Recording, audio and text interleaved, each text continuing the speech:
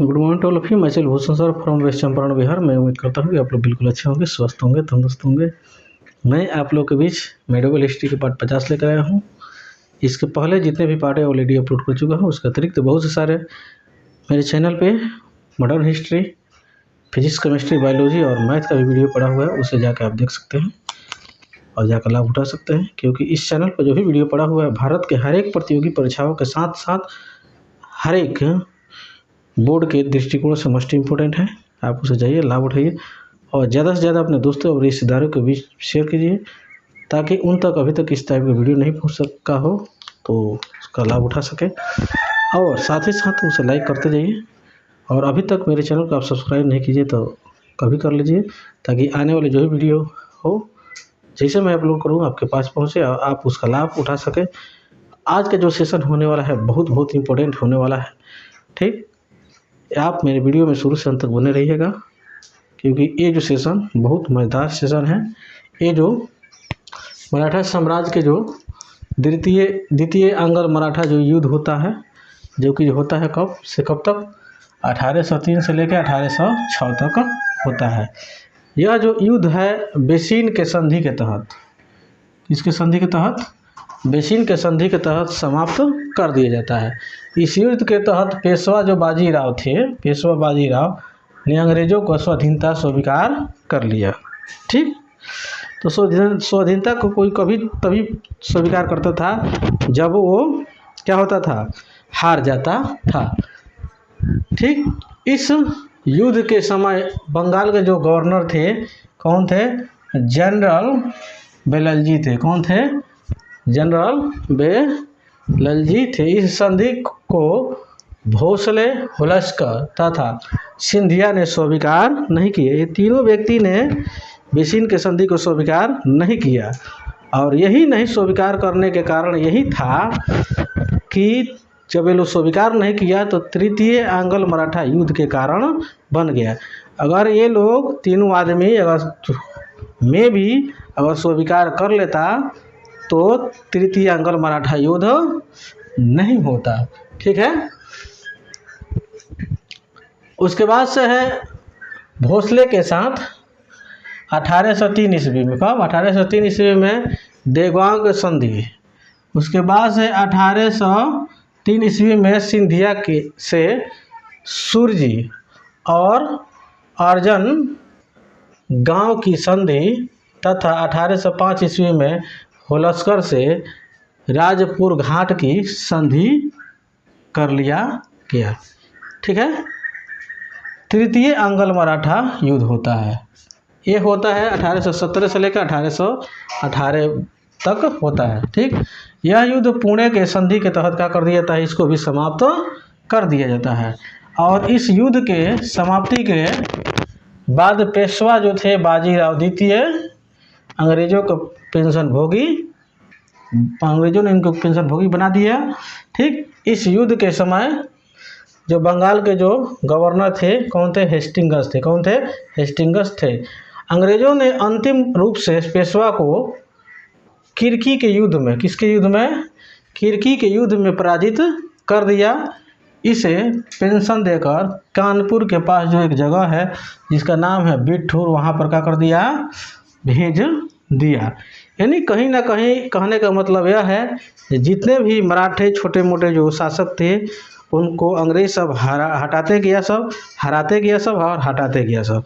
ठीक है, किसी को पराजित करके वहाँ से हटा दिया, किसी को पेंशन दे के हटा दिया। ठीक है, कोई ना कोई तजुर्बा अपना अपना के वो सब हटा दिया। इसी बाजीराव के जो बेटा जो थे, ठीक है, जिनका दत्तक पुत्र थे, जिनका नाम था कौन, नाना साहब, जिनको नाना साहब के बारे में इसके पहले वाले जस्ट वीडियो में हमने एक्सप्लेन किया हुआ है। यदि आप पहले से देखे हुए हैं तो समझ गए होंगे, और नहीं देखे होंगे तो जाकर उसे भी देख सकते हैं। ठीक, बाजीराव द्वितीय के डबल बार के हो गए, मिटाते हैं। बाजीराव द्वितीय के बाद इसे भी पेंशन भोगी बना दिया गया, यानी बाजीराव द्वितीय को बनाया गया, नाना साहब को भी बना दिया गया।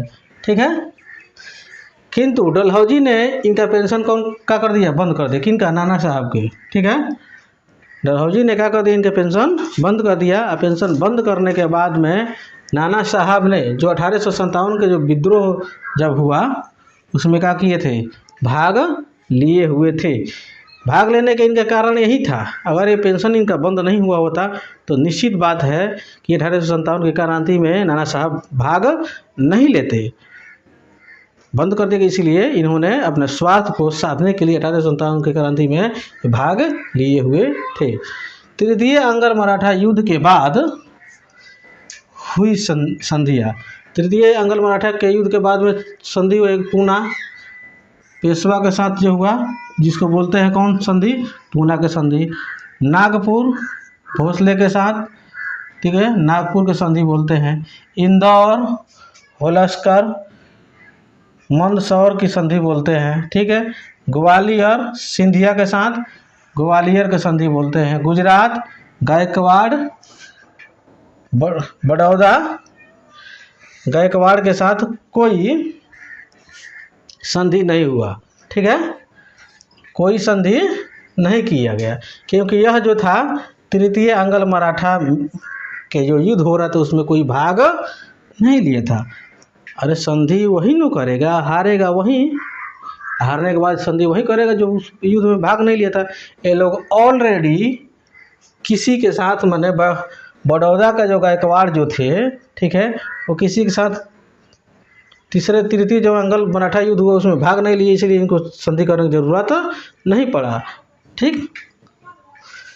क्योंकि यह तृतीय अंग्ल मराठा में भाग नहीं लिए थे, इसने स्वतः ही अंग्रेजों का क्या करे थे, स्वाधीनता स्वीकार कर लिए थे, ठीक। अब जैसे अंग्रेज सब बोला, सब भले लड़ने की जरूरत नहीं है, आप जो चाहते हो कर लीजिए, तो अगला आदमी लड़ेगा क्यों नहीं।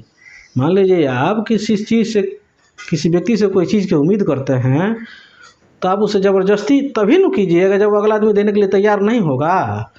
अगर अगला आदमी अपने आप ही देने के लिए तैयार हो गया, दे रहा है, तो आपको लड़ने की ज़रूरत नहीं है। तो इसी तरह ये लोग किया, ठीक।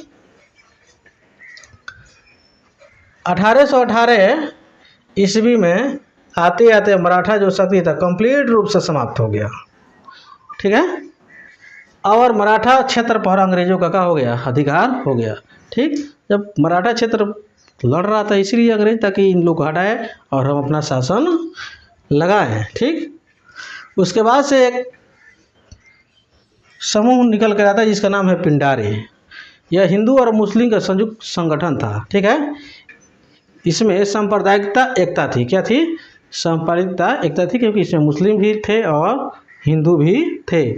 इनके प्रमुख नेता कौन थे, वासिल मोहम्मद, करीम खान चित्तू, ये प्रमुख ये लोग नेता थे। किसका, पिंडारियों का। यह मराठा का छोटी क्या थी, एक टुकड़ी थी, मराठा का छोटी मोटी ये टुकड़ी थी जो कि ये जंगलों में रहती थी, और कभी कभी ये जंगल से निकलकर छापामार युद्ध के तरीके से वो लोग अंग्रेजों से क्या करता था, युद्ध करता था, ठीक है। एक अंग्रेज था जिनका नाम था मेलकम ग्रे नामक एक अंग्रेज था, इतिहासकार है, जो कि जी पिंडारियों को क्या कहा, ये मराठों का क्या है, कुत्ता है, क्या है, मराठों का कुत्ता है। एक अंग्रेज जो आया, जो गवर्नर है, जिसका नाम है हेस्टिंग्स, उन्होंने पिंडारियों को क्या कर दिया, अंत कर दिया, ठीक है। तो मैं उम्मीद करता हूँ कि आपको ये वीडियो अच्छा लगा होगा। यदि अच्छा लगा होगा, कंटेंट अच्छा होगा, तो आप इसे लाइक कर सकते हैं, और अभी तक मेरे चैनल को सब्सक्राइब नहीं की है इसे सब्सक्राइब भी कर लीजिए, क्योंकि इस चैनल पर हर एक सब्जेक्ट की तैयारी कराई जाती है, और भारत के हर एक छोटी से छोटी और बड़ी से बड़ी प्रतियोगी परीक्षाओं के साथ साथ हर एक बोर्ड की तैयारी कराई जाती है, और सभी सब्जेक्ट के साथ। और इसे शेयर कर सकते हैं ज़्यादा से ज़्यादा, क्योंकि जिसके पास अगर इस टाइप की वीडियो नहीं पहुंचा हो उसके पास पहुंचे और उसका लाभ उठा सके। इसके अगले जो पार्ट मैं आप लोगों के बीच बहुत जल्द लेकर आ रहा हूं, ठीक। तब तक के लिए जय हिंद, जय भारत।